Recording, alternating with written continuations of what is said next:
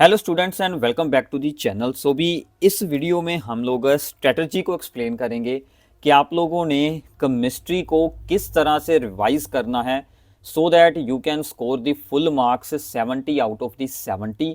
तो ये स्ट्रेटजी उन बच्चों के लिए है भी जिन्होंने पहले चैप्टर्स के बेसिक अंडरस्टैंड किए हुए हैं, यानी कि जिन्होंने पहले चैप्टर्स को एक बार रीड किया हुआ है, उनको बेसिक एटलीस्ट उनके ज़रूर मालूम है। तो मैं आपको दो स्ट्रैटेजीज बताऊंगा भी इस वीडियो में। हमारी पहली स्ट्रैटेजी उन बच्चों के लिए है जिन्होंने पहले चैप्टर्स के बेसिक अंडरस्टैंड किए हुए हैं, ठीक है।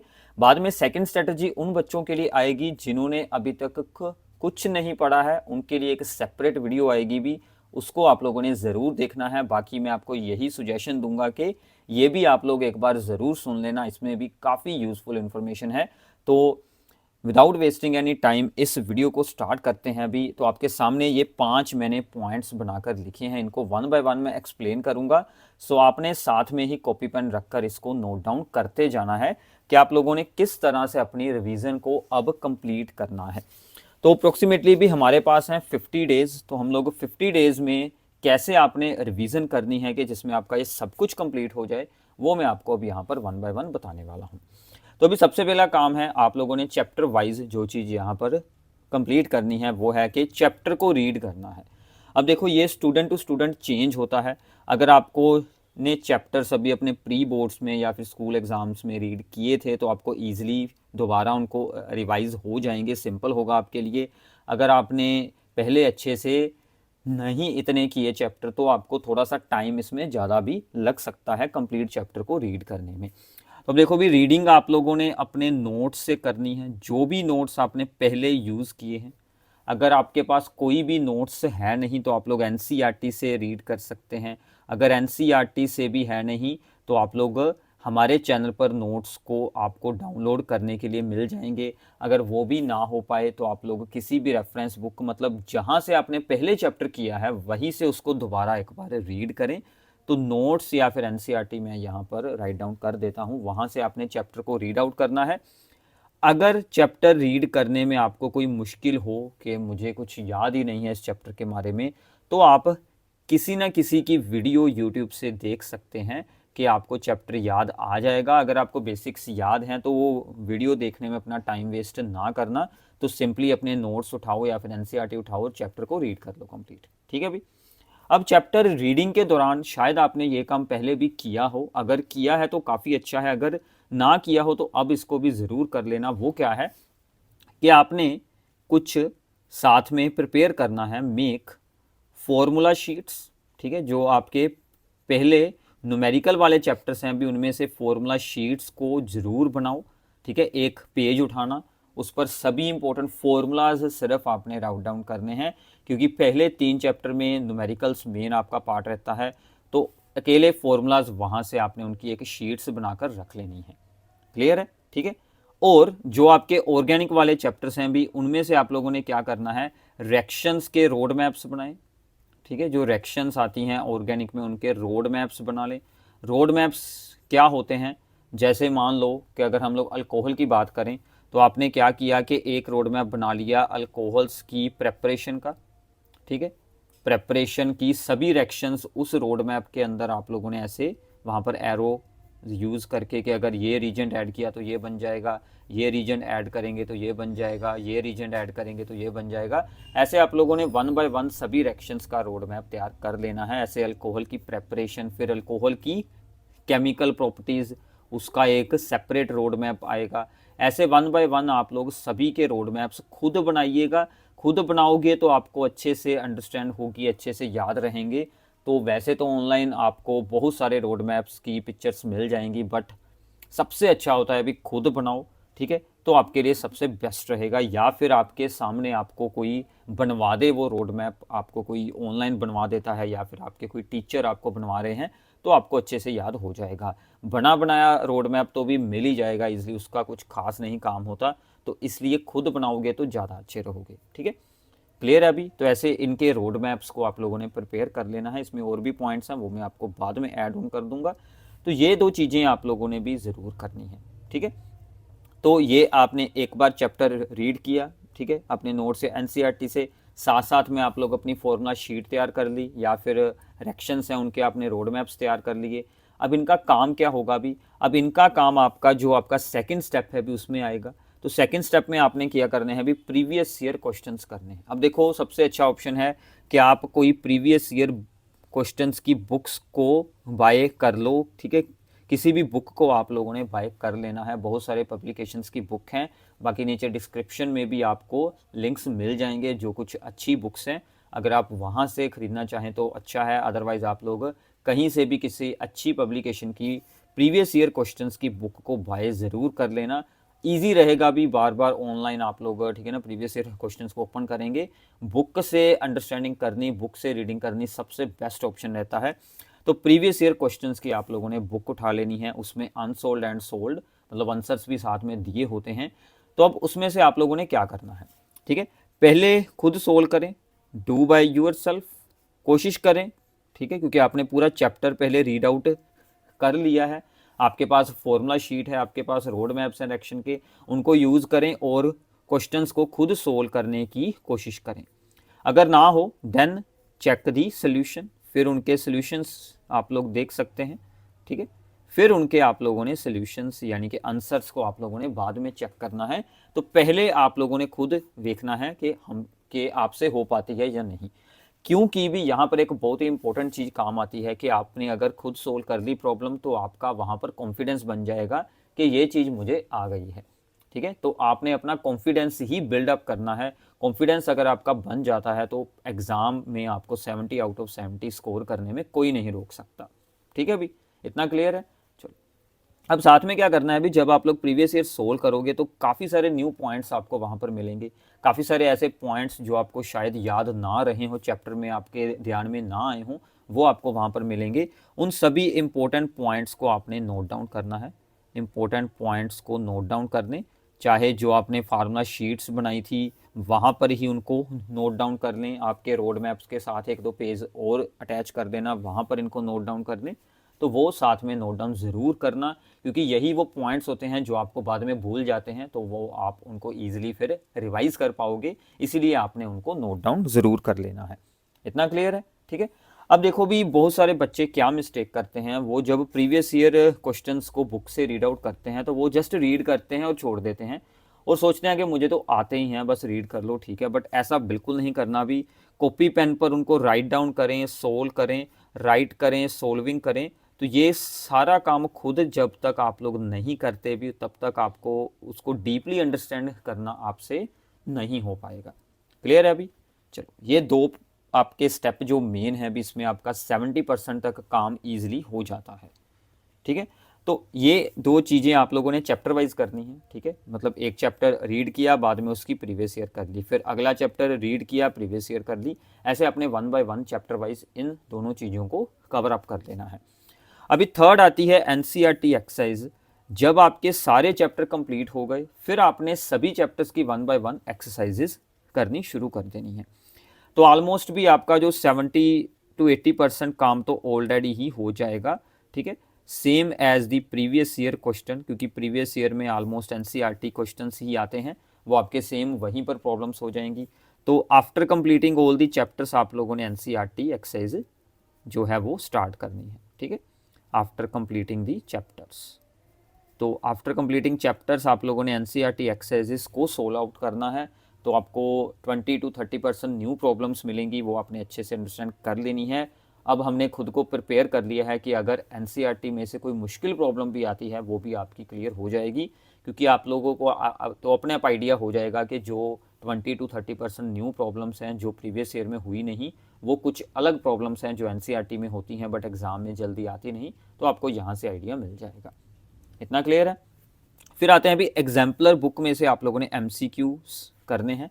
वैसे एग्जाम्पलर में एमसीक्यू के अलावा और भी काफ़ी सारा मटेरियल होता है, बट वो डिपेंड करता है स्टूडेंट टू स्टूडेंट। अगर आप लोग एमसीक्यूज भी अकेले वहाँ से रीड कर लेते हैं तो आपका काम चल जाएगा।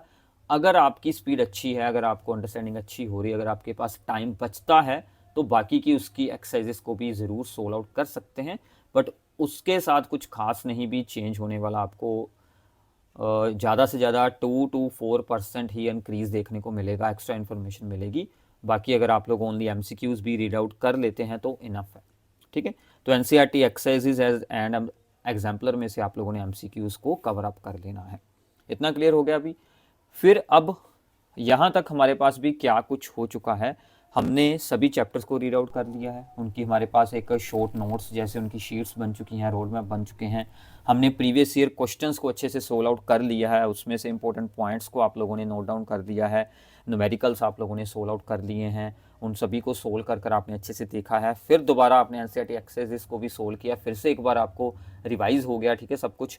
तो ये जो आपने शीट्स बनाई हैं ये आपकी हर बार यूज़ होंगी जब भी आप लोग किसी भी एक्सरसाइज को सोल्व करेंगे। MCQs भी हो गए।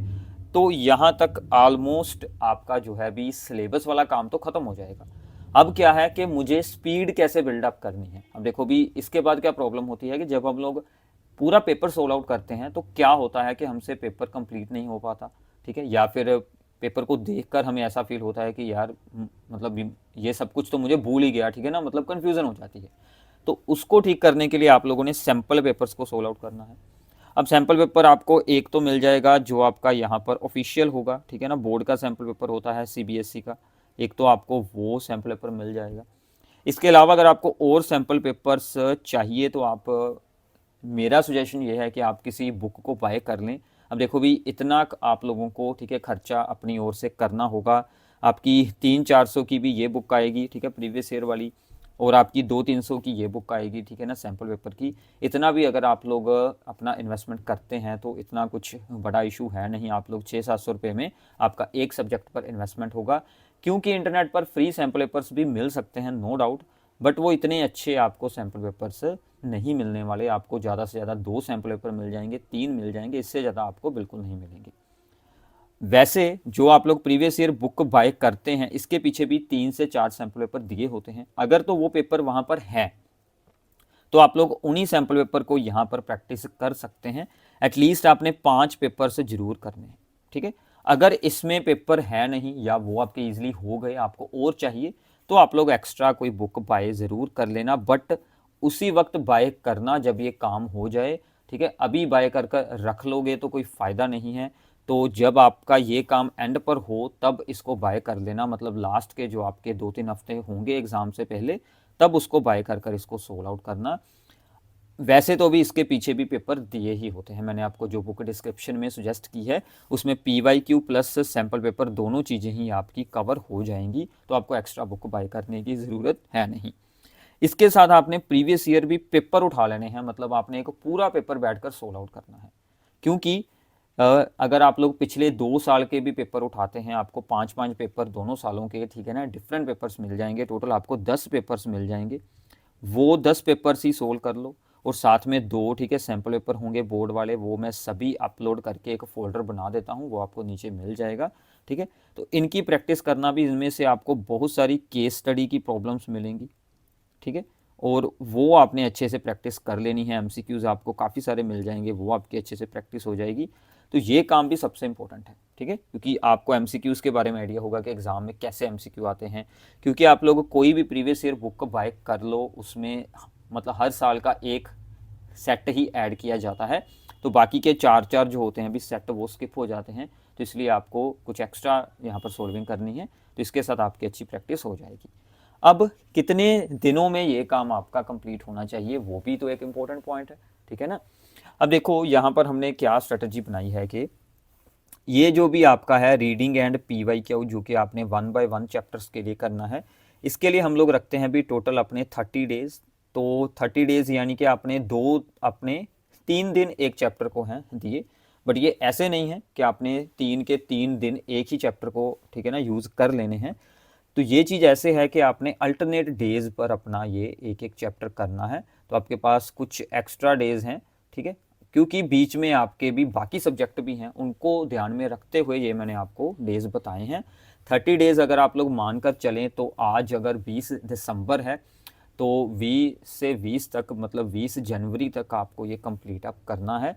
अल्टरनेट डेज़ पर आप एक चैप्टर को, ठीक है, एक दिन लगाएं, 1.5 डे लगाएं, 2 डेज़ लगाएं, वो आपके ऊपर अब डिपेंड करता है, ठीक है ना। टोटल हमारे 10 चैप्टर हैं सिर्फ, तो अगर आप 2 दिन में भी एक चैप्टर कंप्लीट करते हैं तो आपको 20 दिन चाहिए थे।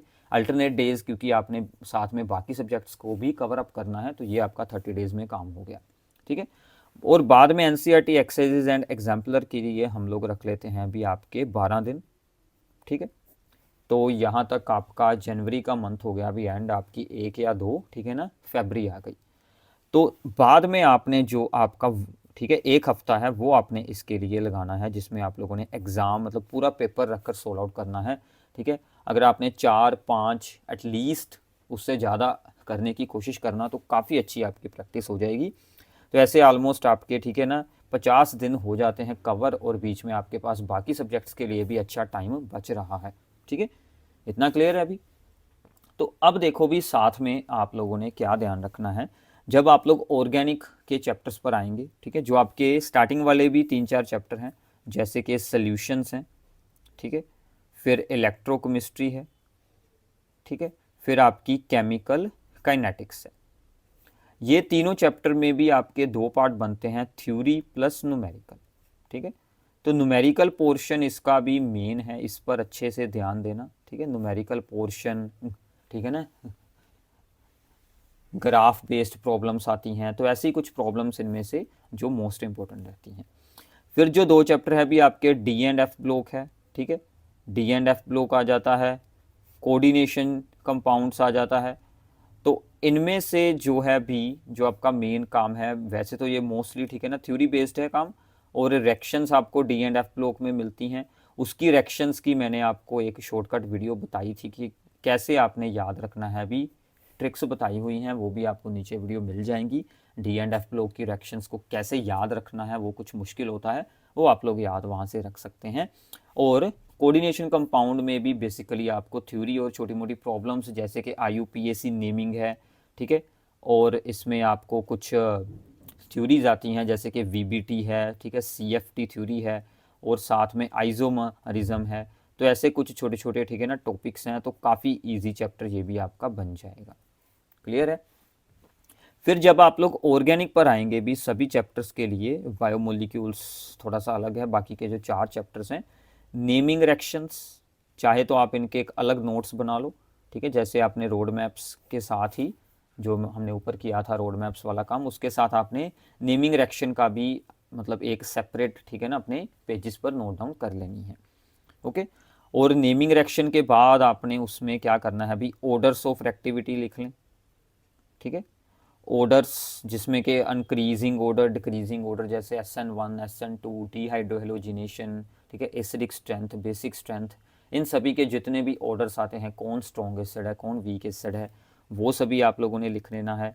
डिस्टिंक्शन टेस्ट हैं, ठीक है, अल्कोहल वर्सेस फिनोल में या फिर एल्डिहाइड कीटोन्स में, अमाइंस में, वो सभी आप लोगों ने लिख लेने हैं। मैकेनिज़्म लिख लेने हैं, ठीक है। तो ऐसे कुछ पॉइंट्स आप लोगों ने नोट डाउन ज़रूर कर लेने हैं, क्योंकि अगर आपने इनकी सेपरेट फाइल्स बनाकर रख ली, मैंने ऑलरेडी आपके लिए बनाई भी हुई हैं, PDF नोट्स भी आपके लिए इन सभी के सेपरेटली अवेलेबल हैं, तो अगर वो आपने यूज़ करने हैं तो आप लोग सीधे वहाँ से डाउनलोड करके यूज़ कर लेना। अगर आप लोग खुद बनाना चाहते हैं तो नो प्रॉब्लम, चैप्टर रीड करते हुए आपको आइडिया हो जाएगा, वहाँ से नोट डाउन करके अलग बना लो। प्रीवियस ईयर सोल्व करोगे तो आपको खुद ब खुद याद हो जाएंगे कि ये सभी यहाँ से अप्लाई हो रहा है अभी सब कुछ, तो आपको ईजिली अंडरस्टैंडिंग हो जाएगी। इसके अलावा जो रीजनिंग प्रॉब्लम्स होती हैं, ठीक है ना, गिव रीज़न वाली, वो भी सभी इसमें हो जाएंगी, ठीक है। तो ऐसे आप लोग अपने एक शॉर्ट नोट्स साथ में बना सकते हैं, ताजो आपको बाद में रिवीजन करने पर इतना टाइम ना लगे, क्योंकि एग्ज़ाम में इतना कुछ नहीं हो सकता अभी उस वक्त, तो आपको एक स्पीड से आपके पास सामने मटेरियल पड़ा हो, बस आपने उसको गो थ्रू करना हो, बस इतना ही हमारा वहाँ पर काम होता है, ठीक है। तो ये थी भी आपके लिए एक कंप्लीट स्ट्रेटजी, तो जिसमें कि आप लोग अगर इसको अच्छे से फॉलो करते हैं तो आपको फुल मार्क्स स्कोर करने से कोई नहीं रोक सकता। स्पीड इंक्रीज करने का भी ये मेथड मैंने आपको लास्ट में बताया था। तो एक एक पेपर आप लोगों ने डेली में सोल्व आउट करना है, ठीक है। तो बाकी की कुछ छोटी मोटी पेपर को सोल्व करने की टिप्स होती हैं, वो आपको एग्ज़ाम के टाइम में बता दी जाएंगी। तो उतना टाइम ये फॉलो कीजिए, स्क्रीनशॉट लेकर सेव कर लो, आपके काम आएगा भी, ठीक है। तो दूसरी जो स्ट्रेटजी है, जिन बच्चों को अभी तक कुछ नहीं पता और ये टेंशन है कि मैं पास कैसे होऊंगा, आपके 50 मार्क्स स्कोर कराने की आपको स्ट्रेटजी एक सेपरेट वीडियो में बताई जाएगी। उसके लिए हमारे चैनल के साथ जुड़े रहना। Thanks for watching this video. Subscribe कर लेना भी और अपने सभी दोस्तों के साथ इस स्ट्रेटजी को शेयर कर दो ताकि वो भी 70 आउट ऑफ 70 वाले बन जाएं। Thank you.